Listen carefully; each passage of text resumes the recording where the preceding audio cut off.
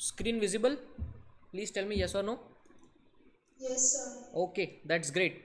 तो चलो फटाफट से आएंगे। सो भैया वेलकम है आप सभी का सीए फाउंडेशन लॉ के सिलेबस में। लॉ का मतलब कुछ सवाल मैं आपसे करूंगा, आपको उनके जवाब देना है, ठीक है? बिकॉज हम लोग पहले थोड़ा कर चुके तो हो सकता है आपके लिए थोड़ा सा इजी हो जाए, लेकिन कुछ सवाल जवाब आपसे करना है because this is the very first lecture, जो इंट्रोडक्टरी लेक्चर होता है जिसमें बेसिक सा पार्ट लॉ का हम लोग कवर करते हैं, वो वाला पार्ट यहाँ पर है। तो सबसे पहले तो जान लीजिए आपके फाउंडेशन में लॉ का ये जो सब्जेक्ट है इट कैरीज 60 मार्क्स, ठीक है? और इंग्लिश वाला जो पार्ट है दैट कैरीज 40 मार्क्स। तो अपन जो पढ़ने वाले वो लॉ टोटल 60 मार्क का है।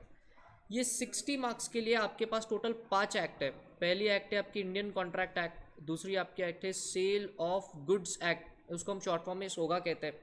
उसके बाद आपके पास है पार्टनरशिप एक्ट, उसके बाद है आपके एलएलपी एक्ट, और लास्ट में है आपकी कंपनीज एक्ट। ये 5 एक्ट मिलकर आपका टोटल सिलेबस बनता है। सर हमारा पढ़ने का सीक्वेंस कैसे होगा? पढ़ने का सीक्वेंस बड़ा ही सिंपल सा होगा। हम इंडियन कॉन्ट्रैक्ट एक्ट फिर होगा, मतलब इसी सीक्वेंस में पढ़ेंगे। सर इसमें सबसे बड़ा चैप्टर कौन सा है, I mean which is the biggest chapter of all? तो भैया इसका आंसर बहुत ही सिंपल है। सबसे बड़ा चैप्टर है इंडियन कॉन्ट्रैक्ट एक्ट का, जहाँ पर टोटल 6 यूनिट है ना? तो ये सबसे बड़ा है। अब मुझे आपसे कुछ सवाल करने हैं। लॉ का मतलब क्या होता है? What is the meaning of the term law? देखिए लॉ का बहुत ही सिंपल सा मीनिंग है। लॉ का मीनिंग होता है रूल्स एंड रेगुलेशंस। लॉ का मीनिंग होता है रूल्स एंड रेगुलेशंस।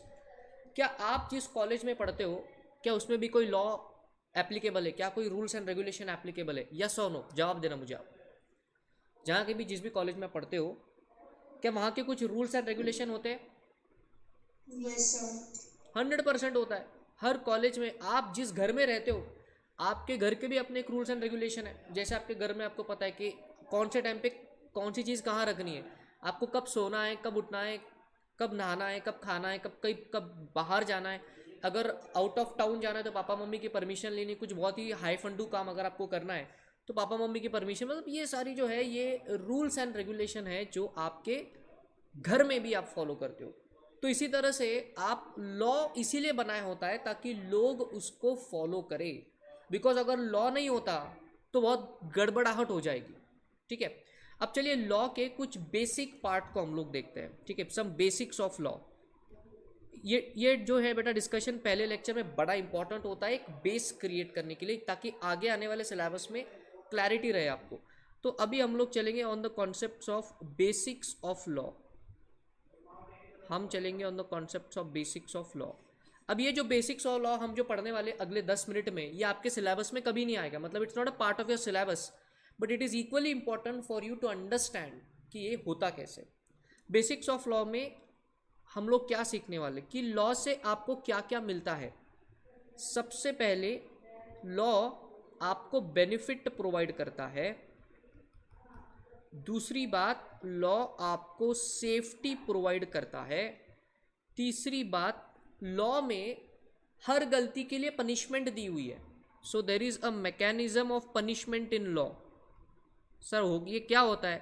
हमारे पल्ले नहीं पड़ रहा बेटा, रुको अभी लिख रहा हूँ, 2 मिनट में समझाऊंगा आपको।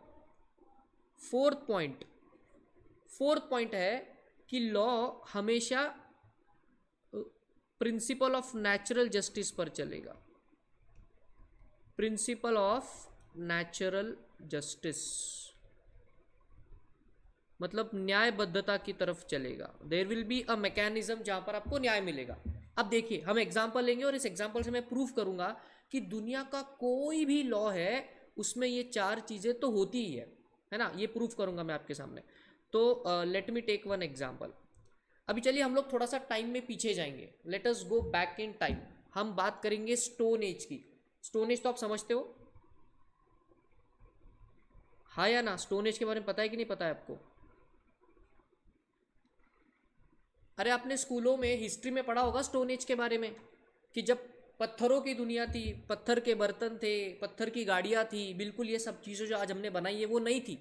तो स्टोन एज के टाइम पे जो गाड़ियाँ हुआ करती थी, जो व्हील्स हुआ करते थे, तब इतना ट्रैफिक वैफिक कुछ नहीं था। जैसे जैसे इंसान ने आगे प्रगति करी, मतलब जैसे जैसे साइंस ने आगे क्या करा, एक्सेल करा, तो हमने गाड़ियाँ इन्वेंट कर ली। हमने क्या इन्वेंट करी, स्टोन एज से आगे आगे जब रेवोल्यूशन आया तो हमने क्या करे, व्हीकल्स इन्वेंट कर लिए। तो पहले इन व्हीकल की स्पीड बहुत कम थी तो एक्सीडेंट कम हुआ करते थे। तो ये रोड पर लेकर चलने का कोई रूल्स एंड रेगुलेशन नहीं था। फिर क्या हुआ, जैसे जैसे और दुनिया आगे बढ़ी, इन व्हीकल की स्पीड बढ़ने लगी। इस व्हीकल की स्पीड बढ़ने लगी, मतलब ज़्यादा तेज़ी से अब व्हीकल की स्पीड बढ़ने लगी। और अब स्पीड बढ़ने लगी तो लोगों के एक्सीडेंट बढ़ने लगे, मौत के किस्से बढ़ने लगे, एक्सीडेंट की केसेस बढ़ने लगी और लोगों के हानिकारक चीज़ें होने लगी। तो गवर्नमेंट्स ने सोचा, वर्ल्ड ओवर के लोगों ने सोचा कि भैया अब समय आ चुका है कुछ रूल्स एंड रेगुलेशंस बनाने का, कि जिसको फॉलो करके ये जो एक्सीडेंट के केसेस है वो कम होंगे, ये जो मौत के किस्से हैं वो कम होंगे। तो इन्होंने ट्रैफिक रेगुलेशन एक्ट बनाया। क्या बनाया, ट्रैफिक रेगुलेशन एक्ट, जिसके तहत ये सब इसी एक्ट में लिखा हुआ है कि आपको रास्ते पर लेफ्ट साइड से चलना है। आपको जब सिग्नल रेड होता है तो आपको गाड़ी को रुका लेना है, जब ग्रीन होता है तभी आपको गाड़ी को आगे लेके जाना है। बात समझ रहे हो। फिर ट्रैफिक रेगुलेशन एक्ट में लिखा हुआ है कि आपको लाइसेंस वगैरह भी आपको लेना ज़रूरी है। आप समझ रहे हो। तो मतलब ये ट्रैफिक के रिलेटेड जो रूल्स एंड रेगुलेशन है ये कहाँ पर लिखा हुआ है, ये ट्रैफिक रेगुलेशन एक्ट में लिखा हुआ है। अगर आपने रूल तोड़े तो आपको जो मामू पकड़ेगा, जो पुलिस वाला ठुल्ला आपको पकड़ेगा, वो आपकी पर्ची फाड़ेगा, मतलब पेनल्टी आपको मिलेगी। ये सारी बातें आप जो बचपन से देख रहे हो ना, कि आपको लेफ्ट में चलना है, गाड़ी को ओवरटेक सही से करना है, आपको लर्निंग लाइसेंस लेना है, उसके बाद ही आपको परमानेंट लाइसेंस मिलेगा, ये सारी बातें कहाँ पे लिखी हुई है बेटा, ये सारी बातें इस ट्रैफिक रेगुलेशन एक्ट में लिखी हुई है। तो बेसिकली ये एक्ट क्या है, ये रूल्स एंड रेगुलेशन है कि आपने रास्ते पर गाड़ी कैसे चलानी है। अब आते हैं मेन मुद्दे पर कि सर ये जो ट्रैफिक रेगुलेशन एक्ट है ये इन चार बातों को कैसे समझा रहा है। तो जो चार बातें को देखो, बेनिफिट है, यहाँ पर सेफ्टी, पनिशमेंट और नीचे प्रिंसिपल है, ये इसको कैसे आप डिफाइन करोगे। आप लोग मेरे साथ हो या नहीं, एक बार हाँ या ना में जवाब देना।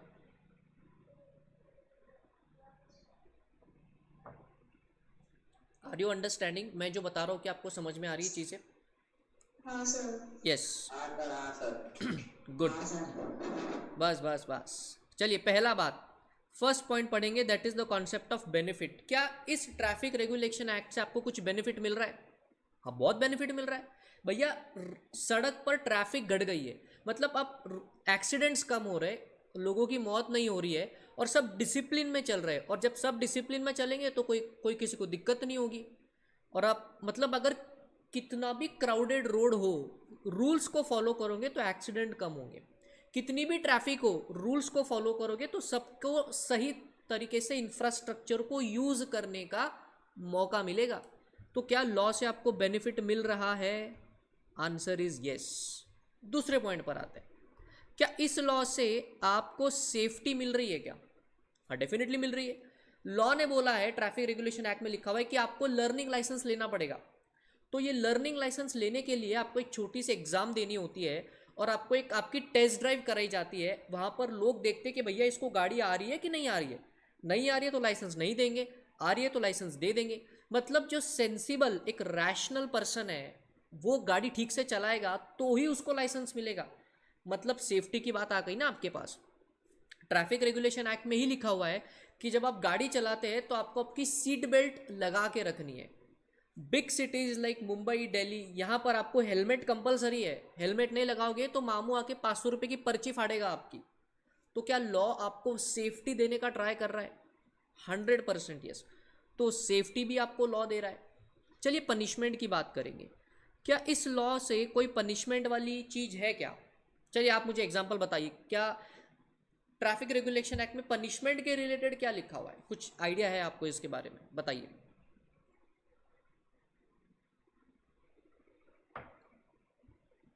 यस बेटा, बहुत सिंपल सवाल पूछा मैंने, जवाब दे दो इसका।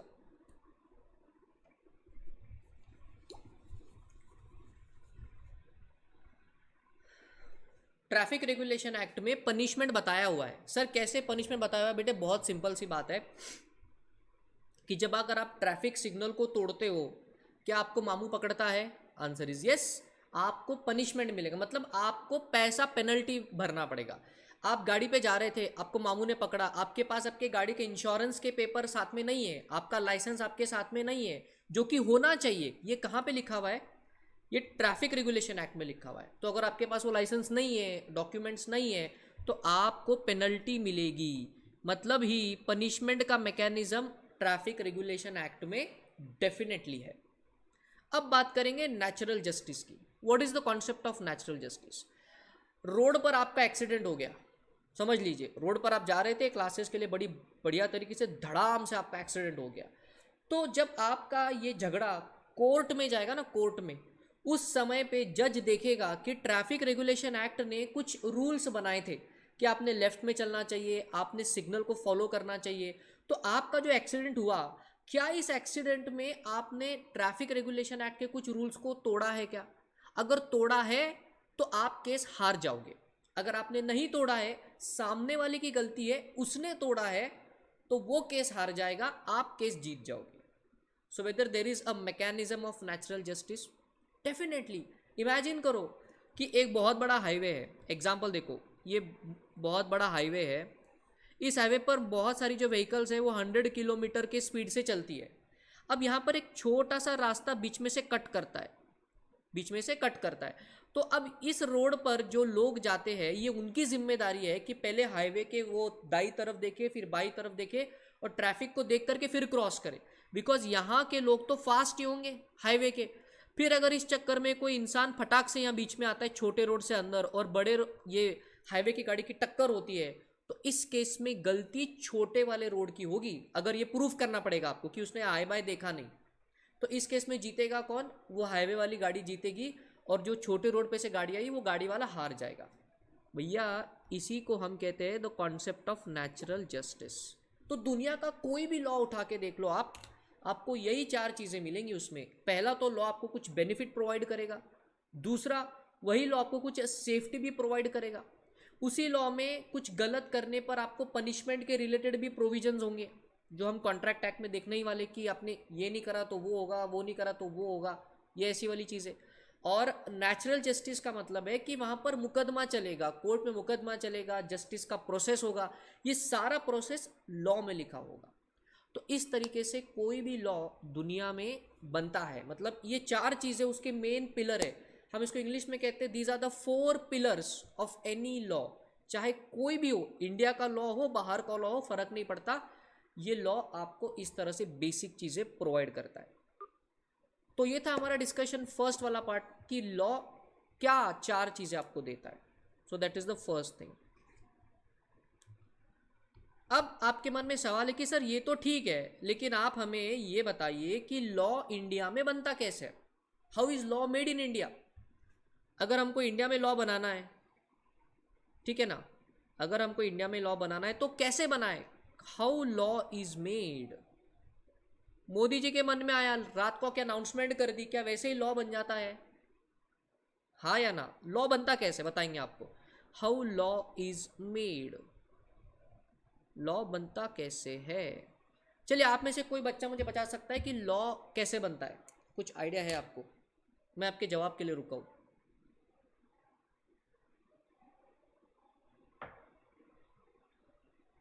जी आप बताइए, लॉ कैसे बनता है? कुछ ट्राई कर लीजिए आप।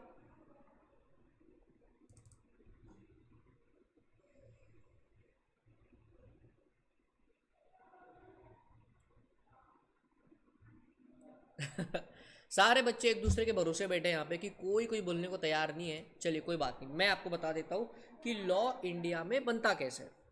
कुछ ऐड करना है आपको? कुछ मन में आ रहा है आपके कि सर पार्लियामेंट में बनता है, या प्रेसिडेंट के सिग्नेचर से बनता है, या उसको हम बिल कहते हैं, ऐसा कुछ माइंड में आ रहा है आपके? हिस्ट्री सिविक्स में कुछ सीखा है आपने कभी? बताना चाहोगे कुछ?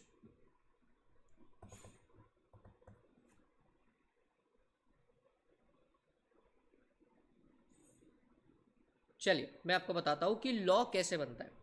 आई गेस मे भी शायद आपको नहीं पता होगा मैं बताता हूँ लॉ कैसे बनता है। सबसे पहले लॉ बनने की एक स्टेज होती है, उसको बोलते हैं draft, creation of draft, creation of draft.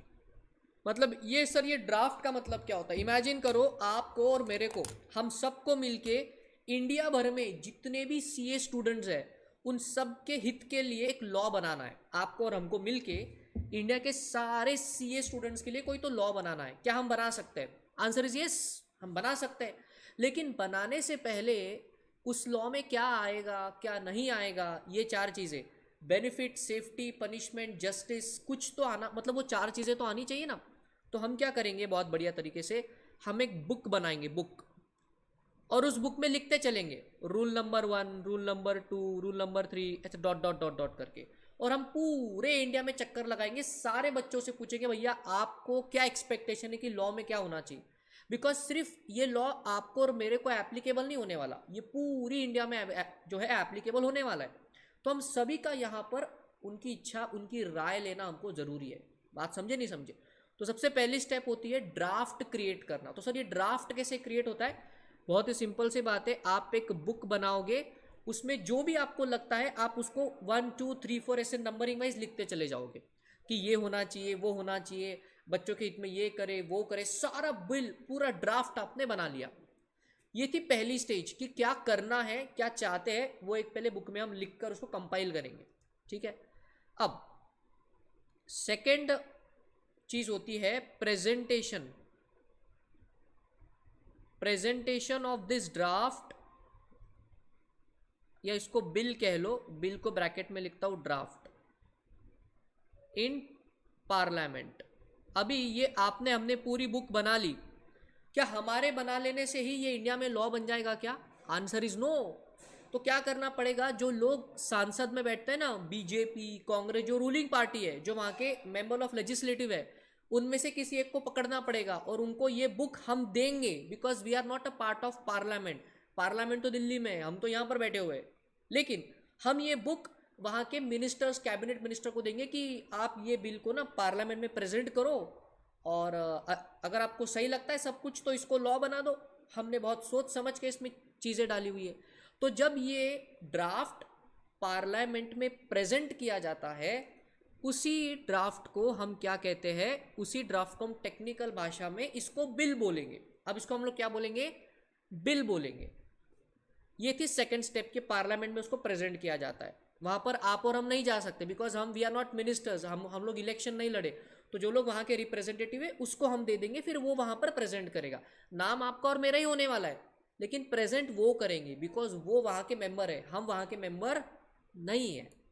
Third point, अच्छा पार्लियामेंट में कितने हाउस होते हैं? मुझे आप नाम बताओगे। 2 हाउसेज ऑफ पार्लियामेंट।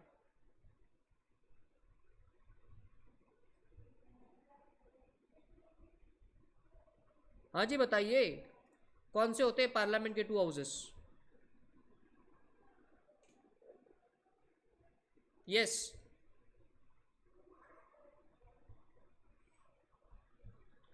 पार्लियामेंट के कौन से 2 हाउसेस होते हैं? यार ये तो बड़ा सिंपल सवाल पूछा मैंने। हर्ष, खुशी, मोहित, रुचिता, कोई तो बताओ। अच्छा राज्यसभा, लोकसभा। राज्यसभा, लोकसभा, ये बात हो गई बढ़िया से। देखो, तो यहाँ पर हम लिखेंगे सबसे पहले लोकसभा, और यहाँ पर लिखेंगे हम राज्यसभा। बहुत बढ़िया, लोकसभा, राज्यसभा। अब क्या होता है, सबसे पहले आपने जो बिल दिया वो लोकसभा के सामने डिस्कस करेंगे, बिकॉज सांसद में जो लोग बैठे हैं ये उनके पास पावर है बिल, उसको लॉ बनाने की, तो उनको पता तो चले हमने लिखा क्या है। तो ये लोकसभा में आपने जो बिल भेजा है उस पे 3 चीजें होती है। पहली चीज होती है रीडिंग, फिर होता है उस पे डिस्कशन, और फिर होता है उस पर वोटिंग। ये बात को समझ लेना आप। आपने जो बिल भेजा उसकी सबके सामने कोई, जो कैबिनेट मिनिस्टर वहां पर प्रेजेंट करेगा, वो उठ के पूरा उसको रीड करेगा। तो पहली स्टेप होती है रीडिंग। फिर होता है उस पर चर्चा, चाय पे चर्चा, खाने पे चर्चा, शाम में चर्चा, दिन में चर्चा, पूरी रात चर्चा, चर्चा ही चर्चा होती है यहाँ पर। आपने लोकसभा का जो है वो कभी कभी टीवी पर देखा होगा, बिल्कुल ऐसे कुर्सियां तोड़ के वगैरह बिल्कुल ऐसे चर्चा करते हैं। तो that is that discussion point कि उस पर चर्चा होती है कि इसमें क्या डिलीट करे, क्या एडिशन करे, क्या मॉडिफिकेशन करे, ये चर्चा होती है। उसके बाद फाइनली उस पर क्या होती है, वोटिंग होती है। और वोटिंग आप जानते हो, वोटिंग का एक ही अंडरस्टैंडिंग है, अगर इस बिल के फेवर में, अगर इस बिल के फेवर में मैक्सिमम लोगों ने बोला कि यस ये बहुत बढ़िया है, it's very good, thumbs up, मतलब इसके फेवर में अगर ज़्यादा वोट आते हैं तो हम बोलेंगे on majority vote, on majority vote bill is passed, bill is passed from Lok Sabha, ऐसा हम उसको बोलेंगे, bill is pass from Lok Sabha. तो लोकसभा से तो बिल पास हो गया, लेकिन पार्लियामेंट का दूसरा हाउस भी है। अब इस दूसरे हाउस में भी सेम चीजें होंगी, same to same, reading discussion voting, RDV, reading discussion voting. और अगर मेजॉरिटी मिल जाती है तो क्या बोलेंगे,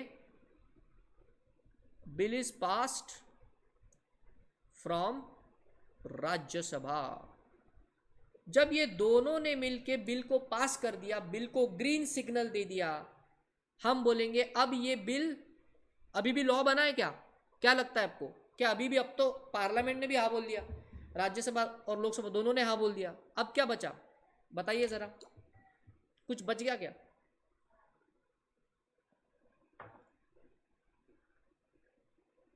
यस टेल मी।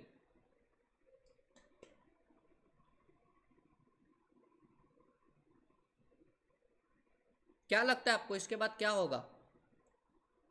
आप बोलेंगे सर मोदी जी को तो बताया नहीं। अरे बेटे मोदी यहीं आ गया, लोकसभा राज्यसभा में हो गया, वो प्राइम मिनिस्टर इधर ही कवर हो गया सब कुछ। इसके बाद क्या होगा? फिर वो ड्राफ्ट पे दोनों हाउसेस की सिग्नेचर लगती है, फिर हम लोग उसको एक एक्ट ऐसा बोल सकते हैं।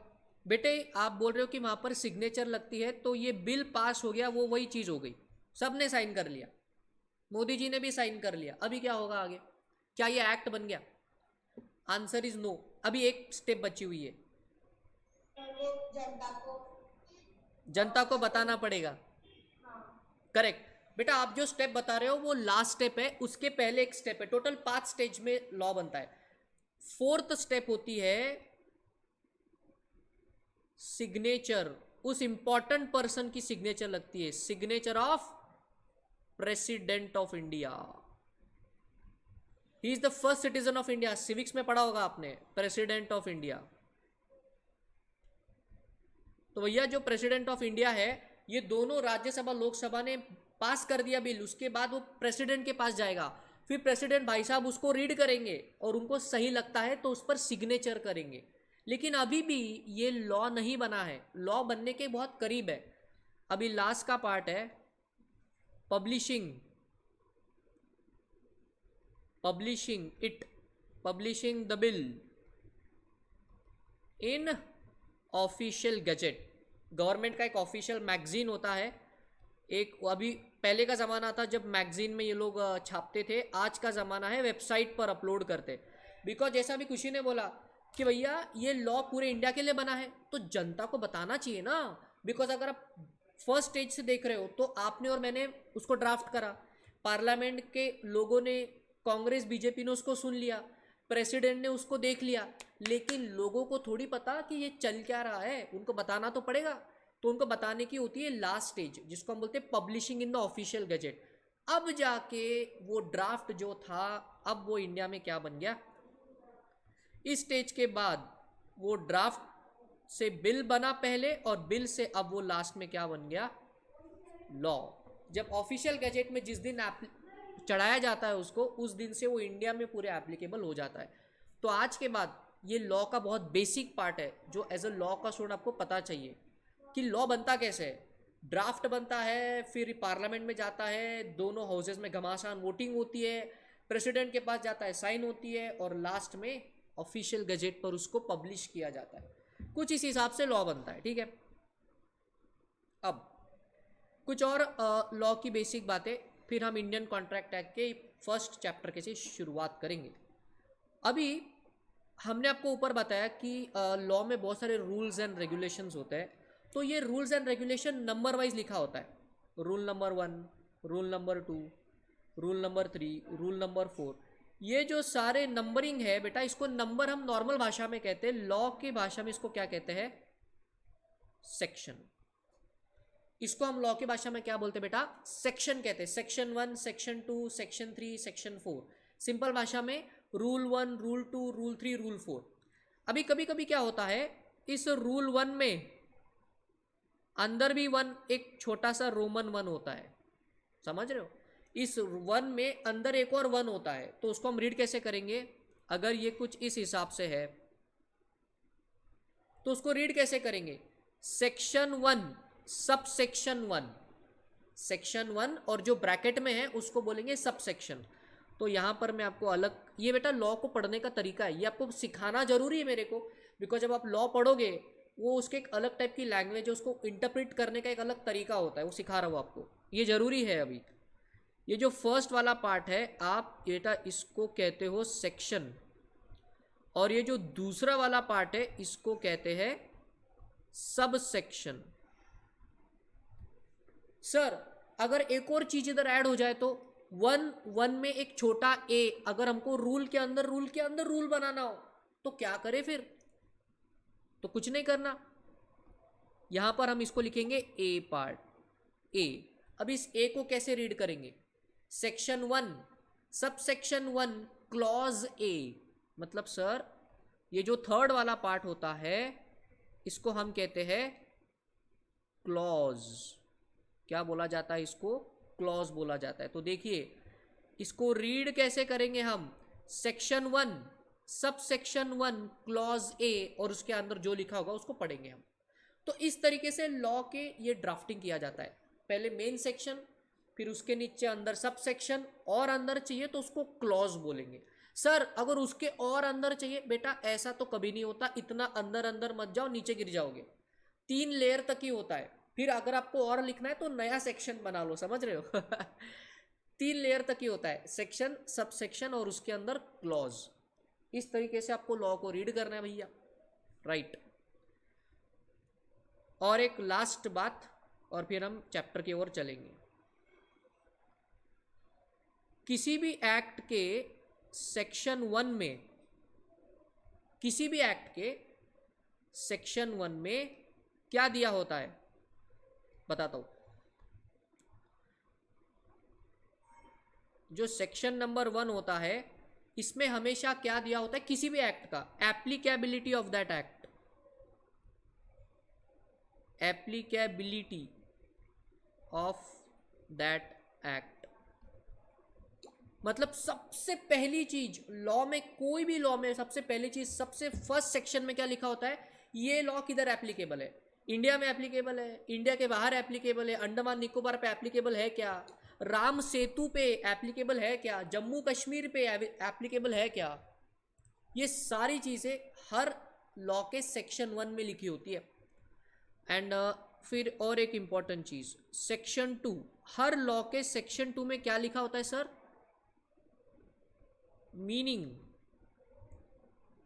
Meaning of the words used in the act,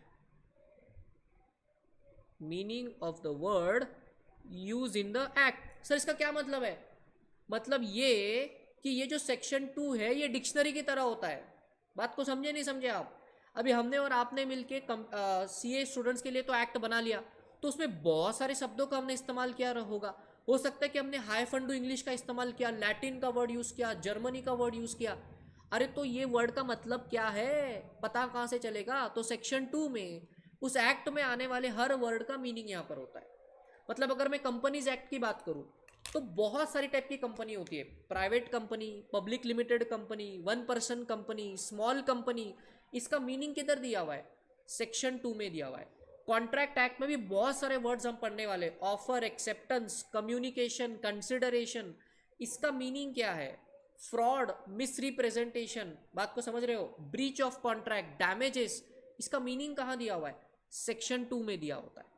तो ये एक बात समझ लेना आप, हर एक्ट के सेक्शन 1 में दिया होता है एक्ट किधर एप्लीकेबल है, और दूसरा उस सेक्शन 2 में दिया होता है उस एक्ट में आने वाले वर्ड्स का मीनिंग बताया होता है। और फिर सेक्शन 3 सेक्शन 4 तो लॉ के हिसाब से चलेगा आगे। तो भैया ये था पूरा बेसिक्स ऑफ लॉ। लॉ चालू करने के पहले ये माइंडसेट आपको लगाना जरूरी है, बेसिक्स ऑफ लॉ कैसा बनता है, इसको रीड कैसा किया जाता है, इसके सेक्शन 1 और सेक्शन 2 में हमेशा क्या लिखा होता है। प्लीज टेल मी, इसमें किसी को कोई दिक्कत है, यस और नो? नहीं सर। नहीं सर। समझ गया पूरी तरीके से, बहुत बढ़िया। इसलिए मैं हमेशा बच्चों को रेकमेंड करता हूँ कि पहला लेक्चर तो मिस करना ही नहीं चाहिए बिल्कुल भी। दिमाग में बैठ जाता है कि भैया लॉ कॉन्सेप्ट क्या है। और अभी एक और बात आप माइंड में ठान लो कि लॉ जो है ये बनाया हुआ होता है रूल्स एंड रेगुलेशन ताकि लोग डिसिप्लिन में रहे। लेकिन अगर किसी दो व्यक्तियों में किसी पॉइंट को लेकर झगड़ा होता है, किसी पॉइंट को लेकर झगड़ा होता है, तो उनको जस्टिस कहाँ से मिलेगा? इसलिए लोग कोर्ट में जाते हैं। आपने मूवीज में देखा होगा तारीख पे तारीख वाला डायलॉग बहुत फेमस है। फिर आपने ओ माय गॉड का मूवी देखा होगा जहाँ पे परेश रावल भगवान पर केस फाइल करता है। तो ये केस फाइल करना, फिर उसका मुकदमा चलना, ये कोर्ट जस्टिस ज्यूरिसडिक्शन है इंडिया का। हम उसको बोलते हैं इंडियन जुडिशियल सिस्टम। समझ रहे हो उसको क्या बोलते हैं हम लोग? Indian judicial system. ये थोड़ा सा बेसिक वाला पार्ट है, ये भी आपको जानना ज़रूरी है। हम उसको बोलेंगे इंडियन जुडिशियल सिस्टम। बेटे जुडिशियल का मतलब क्या होता है? सर जुडिशियल का मतलब होता है न्याय व्यवस्था। इंडिया की न्याय व्यवस्था जहाँ पे आपके supreme court, high court, district court ये सारे आते हैं। तो अगर आपका झगड़ा घर में सुलट रहा है कोई दिक्कत नहीं, आपका झगड़ा कोई दूसरा के सुलटा रहा है कोई दिक्कत नहीं, लेकिन आपका झगड़ा सुलट ही नहीं रहा है तो कोई नहीं सुनेगा, तो कोर्ट आपकी बात सुनेगा। आपको जाकर यहाँ पर झगड़ा करना है इस इंडियन जुडिशियल सिस्टम में, फिर चाहे वो district court, high court, supreme court. इस हिसाब से सबसे पावरफुल कोर्ट है सुप्रीम कोर्ट, उसके नीचे हाई कोर्ट, उसके नीचे डिस्ट्रिक्ट और फिर उसके नीचे नॉर्मल वाला पार्ट। तो ये इंडियन जुडिशियल सिस्टम है। तो ये जुडिशियल सिस्टम का काम क्या है? ये क्यों बनाया है कोर्ट? ये इंडियन बेसिकली यहाँ पर सारे कोर्ट आ रहे हैं, ये बनाया क्यों है? अभी मजे करने के लिए? नहीं भाई नहीं। ये जो सारे laws and rules and regulation Bharat सरकार ने बनाए हैं, इसको लेकर के अगर कोई झगड़ा करता है, फिर यहाँ पर कोर्ट में जाकर दो व्यक्ति आपस में झगड़ा करेंगे, जज साहब बैठेगा, एक व्यक्ति बोलेगा साहब मैंने ऐसा किया वैसा किया वैसा किया, मतलब उसके बिहाफ पे उसका वकील बोलेगा, एडवोकेट बोलेगा, दूसरा बोलेगा साहब मैंने ये किया वो किया ये किया वो किया। तो जज का काम क्या होगा?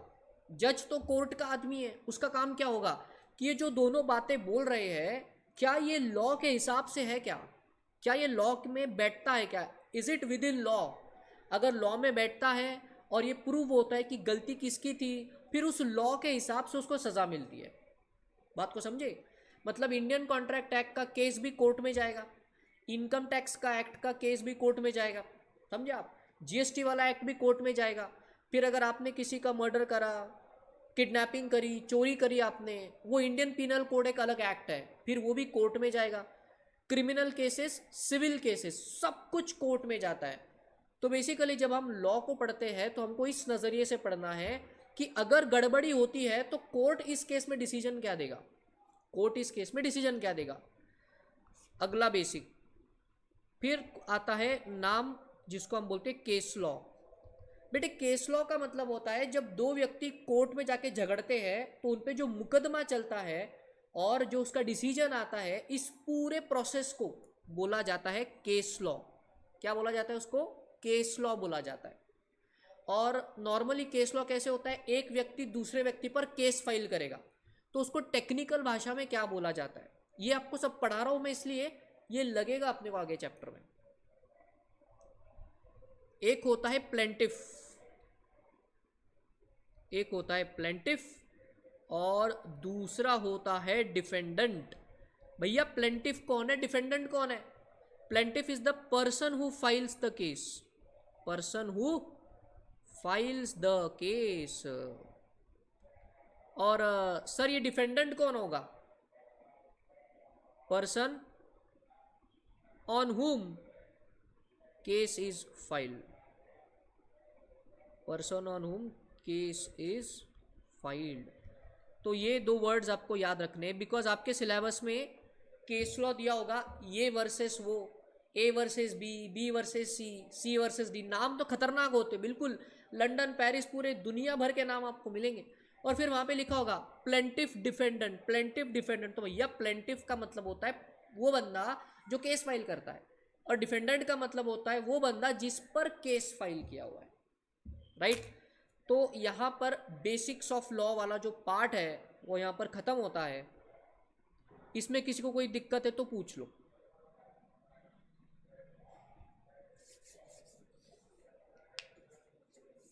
यस एनीवन, यहाँ तक कोई दिक्कत है?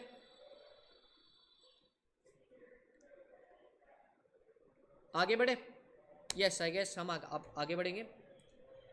तो आपके सिलेबस की सबसे पहली एक्ट हम करने वाले हैं the concept of Indian contract act. हम इससे करेंगे इसकी शुरुआत। ऑफिशियली आपका जो सिलेबस है बेटा वो अब शुरू हो रहा है, इंडियन कॉन्ट्रैक्ट एक्ट। जरा इस एक्ट का बर्थडे देखो कब है, 1872, 1872। भारत आज़ाद कब हुआ था बताना जरा आप में से। Let us check your general knowledge. When India became independent? 1947। हाँ, अगर किसी बच्चे को इस सवाल का जवाब नहीं आ रहा है तो वो अभी के अभी अपने घर के खिड़की से कूद जाए बाहर। बिल्कुल, इंडिया बिकेम इंडिपेंडेंट इन 1947। ये एक्ट का ईयर क्या है?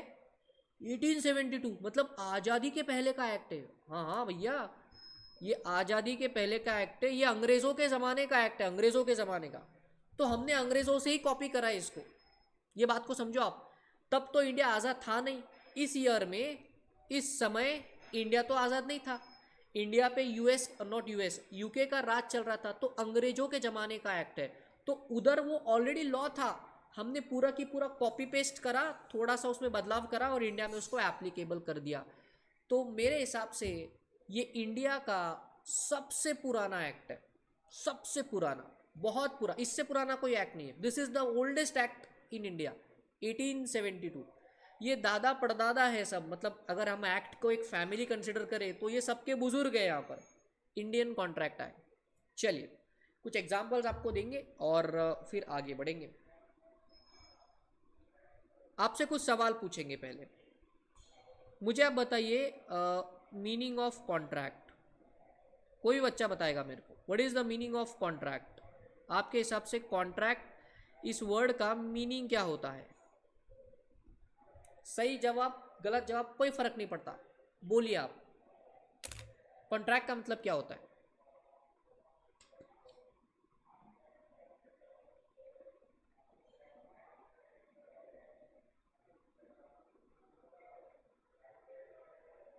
हाँ, मैं आपके जवाब के लिए रुका हूं बेटा। कॉन्ट्रैक्ट का मतलब क्या होता है?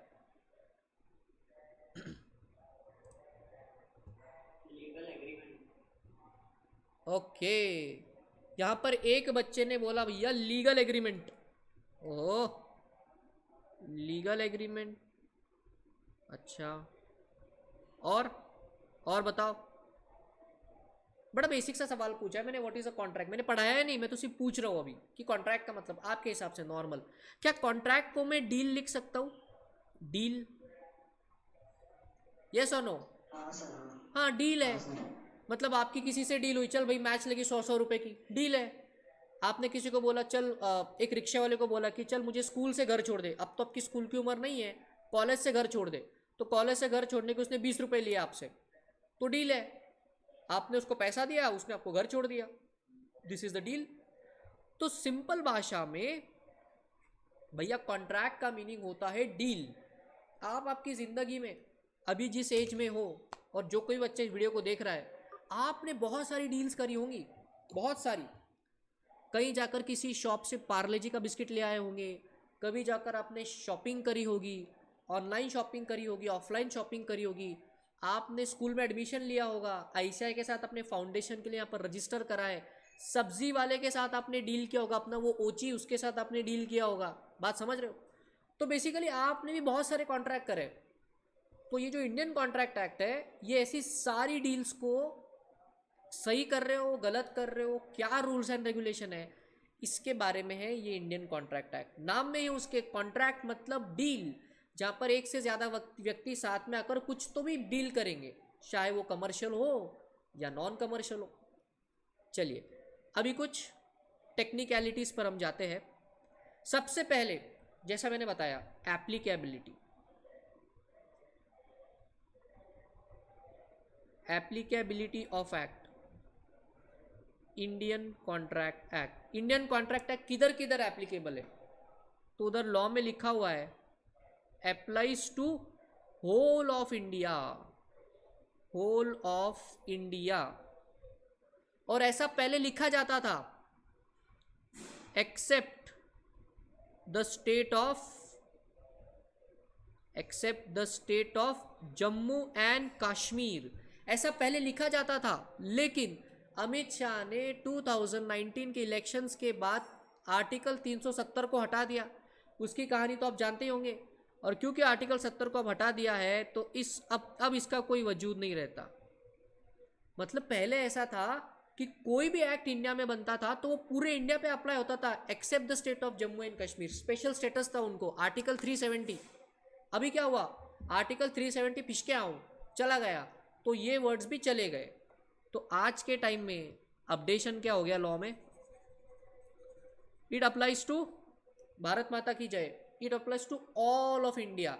इंडिया में जो भी आ रहा है वो सब एप्लीकेबल है, अंडमान निकोबार सब कुछ सब आ रहा है, मालदीव सब कुछ जो भी इंडिया का पार्ट है उधर ये एप्लीकेबल है। ठीक है, ओके।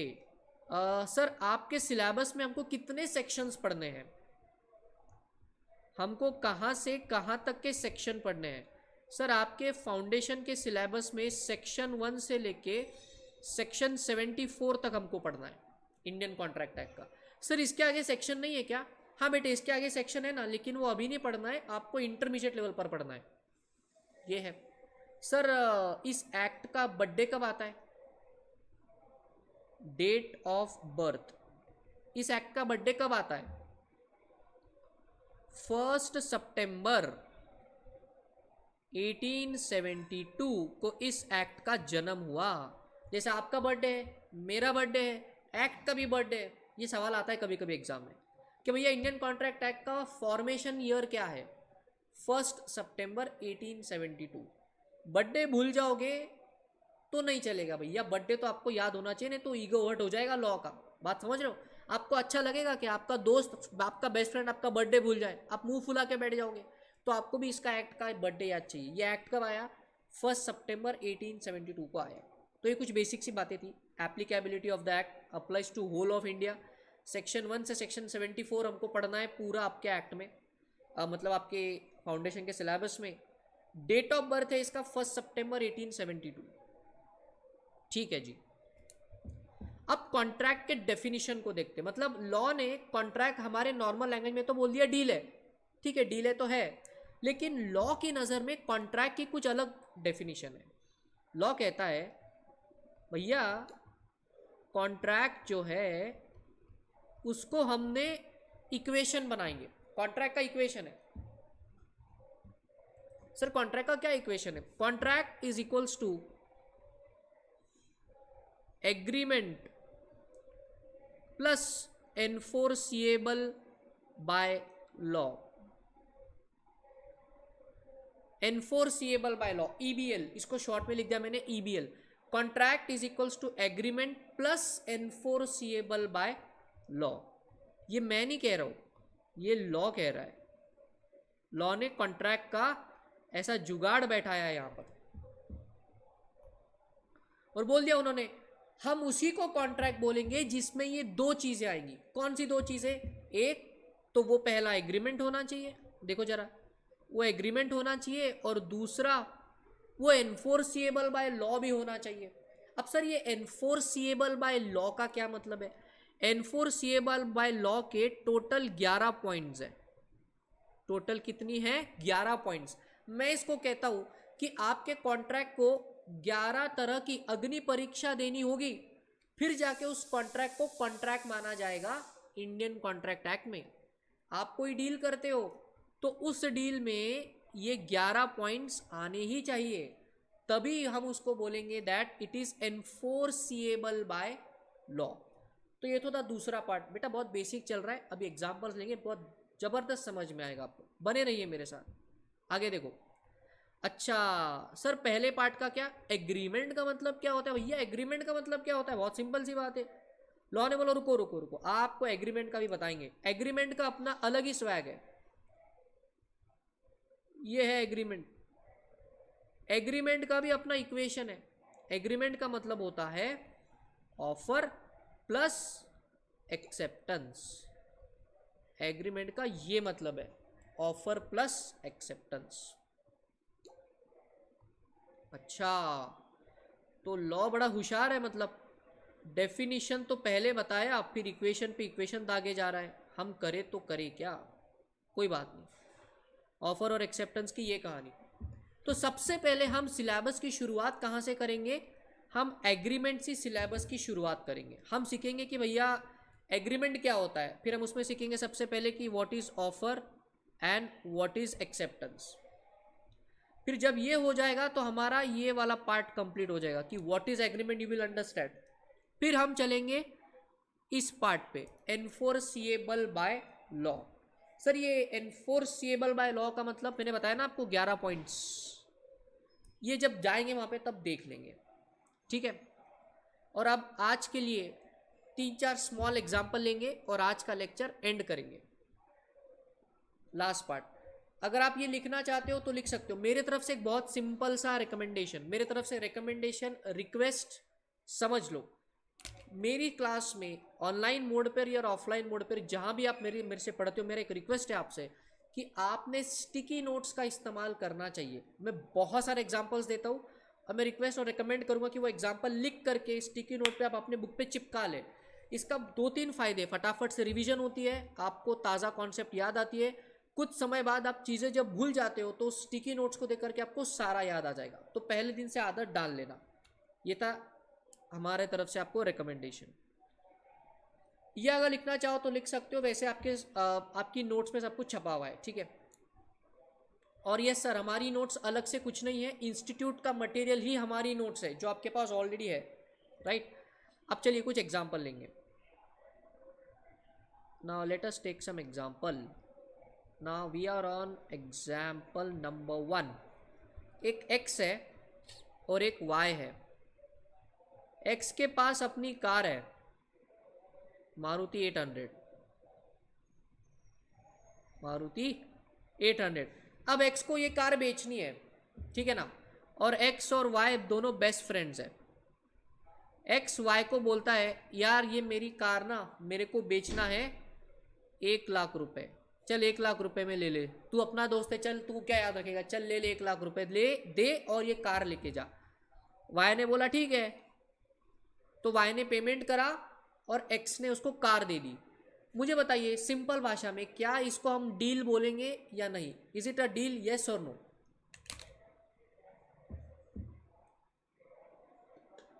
Yes sir.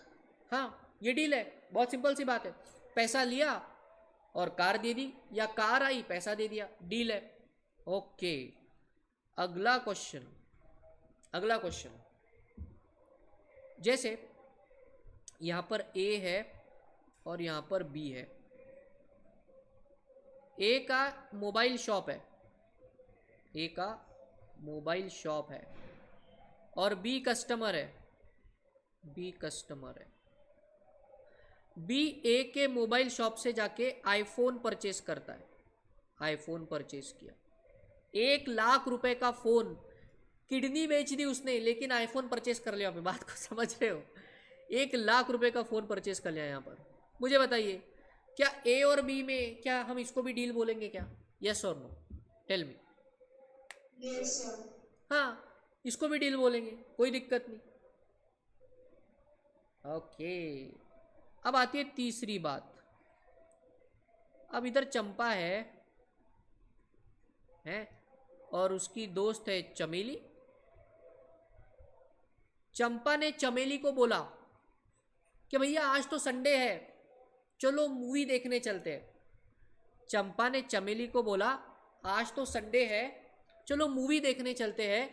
3 बजे की मूवी के टिकट्स बुक कर लेंगे, तू आ जाना 3 बजे। प्लान बनाया चंपा ने।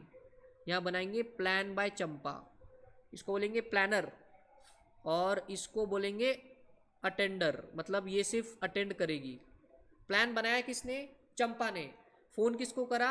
चमेली को कि चमेली यार मज़ा नहीं आ रहा, लॉकडाउन चला है, बिल्कुल अब लॉकडाउन खुल चुका है, चलो संडे के दिन जाएंगे और मूवी देखेंगे 3 बजे, तू आ जाइयो टाइम पे, बिल्कुल आई विल बी देयर, मैं टिकटें निकाल कर रखूँगी, तू बिल्कुल टाइम पे आ जाना, कोई लेट मत करना वहाँ पर। चमेली ने बोला हाँ भैया हाँ, हम लेट नहीं करेंगे, हम टाइम पर आ जाएंगे वहाँ पर। अब मुझे बताना, क्या ये भी एक तरह की डील है? यस और नो? No sir. कौन है वो नो बोलने वाला?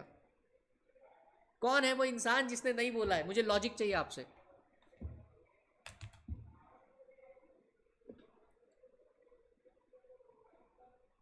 हाँ जी, लॉजिक बताइए।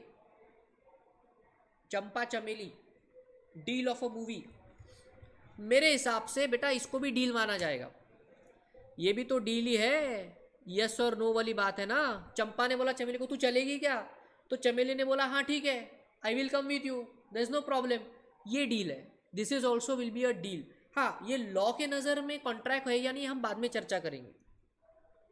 चौथा एग्जाम्पल देखिए, ये पापा है और ये उनका बच्चा है। बच्चा पापा से कहता है मेरे को साइकिल लेके दे दो, मेरे साथ वाले सारे बच्चे साइकिल जो है चलाते हैं, मेरे पास साइकिल नहीं है, प्लीज़ मेरे को साइकिल ले दो।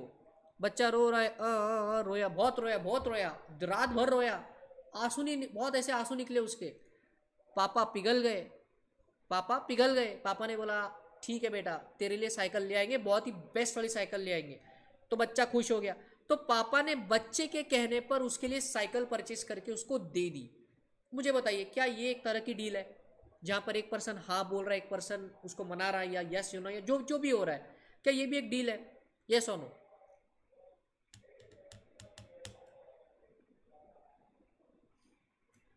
मेरे हिसाब से इसको भी आप बोलोगे that yes it is a deal. आप बोलोगे सर लेकिन पापा बच्चा, ब्लड का रिलेशन, प्यार मोहब्बत यार, अरे हाँ ठीक है, मैं समझ रहा हूँ आपकी भावना, समझ रहा हूँ, लेकिन इसको भी डील बोलेंगे कि इन दोनों में डील हुआ है, इसलिए पापा साइकिल ला रहे। चंपा चमेली में डील हो रहा है, इसलिए उनको मूवी देखने जाना है। ए और बी में डील हो रहा है, इसलिए आईफोन का एक्सचेंज हो रहा है। एक्स और वाई में भी डील हो रहा है, इसलिए यहाँ पर गाड़ियों का और पैसों का एक्सचेंज हो रहा है। लेकिन इन डील्स का कुछ कैटेगरी है, इन डील्स का क्या है, कुछ कैटेगरी है। इस कैटेगरी को समझो आप। ये जो पहले दो एग्जाम्पल है ना, ये पहले दो एग्जाम्पल को हम लोग बोलेंगे कमर्शियल ट्रांजैक्शंस। क्या बोलेंगे? Commercial transaction. और ये चंपा चमेली पापा बच्चा, ये जो है हम इसको बोलेंगे non commercial transaction. Non commercial transaction, simple भाषा में हमने उसके लिए एक वर्ड रखा है, मैं उसको हमेशा कहता हूँ प्यार मोहब्बत यार, PMY। PMY कैटेगरी है ये, प्यार मोहब्बत यार वाली बात है। सर ऐसा क्यों अलग अलग बोला आपने? समझो इधर, एक्स और वाई के केस में, अगर एक्स और वाई के केस में वाई को खराब गाड़ी अगर एक्स बेचता है या वाई पूरे पैसे नहीं देता है, तो क्या ये दोनों एक दूसरे पर केस फाइल करेंगे क्या? हाँ या ना? एक्स और वाई में अगर झगड़ा हो गया तो क्या ये इनमें से कोई एक दूसरे पर केस फाइल करेगा क्या? क्या लगता है आपको? करे, डेफिनेटली करेगा। क्या यही सेम केस ए और बी के केस में है? हाँ, बी इनको अगर खराब आईफोन मिलता है तो भी केस फाइल करेगा। ए को पूरा पैसा नहीं मिलता है, फर्जी चेक दिया, चेक बाउंस हुआ, पैसा है ही नहीं, तो एक बी पे केस फाइल करेगा। तो जहां पर केस फाइल हो सकता है, जहां पर लोगों का इंटेंशन होता है कि अगर इसने नहीं करा तो मैं केस फाइल करूंगा, इसको हम लोग बोलते हैं बेटा commercial transaction. We call it what? Commercial transaction. Sir what about these? Champa Chameli, Champa 3 बजे पहुंच गई मूवी थिएटर के सामने, है ना, आइनॉक्स में मूवी बुक करी उसने, पेटीएम से पेमेंट करा था, 3 बजे पहुंच गई, 3 हो गए, 3:30 हो गए, मूवी का ब्रेक हो गया, चमेली आई ही नहीं, हो सकता है कुछ प्रॉब्लम में हो। अब इस छोटी सी बात के लिए क्या चंपा चमेली पे केस फाइल कर देगी क्या सुप्रीम कोर्ट में? क्या लगता है आपको, हाँ या ना? नहीं सर। इमेजिन करो कितना कॉमेडी लगेगा, ये दोनों कोर्ट में गए, चंपा क्या बोलेगी, जज साहब ये लड़की मूवी देखने नहीं आई, मैंने इसके लिए पैसा खर्च किया। जज साहब क्या बोलेंगे, अरे कुछ कोर्ट की इज्जत तो कर लो। ये प्यार मोहब्बत यार वाली बातों को कोर्ट में कहाँ ला रहे हो आप, बात को समझे नहीं समझे। और आप अपने दोस्तों पर ऐसा केस फाइल करने के लिए थोड़ी डील करते हो, मतलब वो तो प्यार मोहब्बत यार वाली बात है ना, केस कौन फाइल करता है भैया। सेम पप्पा बच्चा का एग्जाम्पल, पापा ने बच्चा को बोला कल साइकिल लाएंगे, पापा के हो सकता है कि कोई पैसे का प्रॉब्लम हो, पापा को हॉस्पिटलाइज, जो कुछ भी रीज़न है, पापा साइकिल नहीं ला पाए, क्या ये बच्चा अपने पापा पर केस फाइल कर देगा, इन्होंने मेरे को साइकिल नहीं ला के दी, केस फाइल कर देंगे उस पर, चलेगा क्या ऐसे। कोर्ट बोलेगा भैया बात को समझो, ये जो आपके ट्रांजैक्शन है ये है प्यार मोहब्बत यार वाली बातें, और इसी को हम टेक्निकल टर्म्स में कहते हैं नॉन कमर्शियल ट्रांजैक्शन। अब आती है मुद्दे की बात, सर इंडियन कॉन्ट्रैक्ट एक्ट में कौन से डील्स को कॉन्ट्रैक्ट मानेंगे और किसको कॉन्ट्रैक्ट नहीं मानेंगे। तो लॉ ने बोला भैया बहुत सिंपल है, ओनली कमर्शियल ट्रांजैक्शंस को हम इंडियन कॉन्ट्रैक्ट एक्ट में जगह देंगे, और ये प्यार मोहब्बत यार वाली को इंडियन कॉन्ट्रैक्ट एक्ट में कोई जगह नहीं है, कोई जगह नहीं है। This is the basic part. Tell me, इसमें कोई क्वेरी आपको, एनी दिक्कत?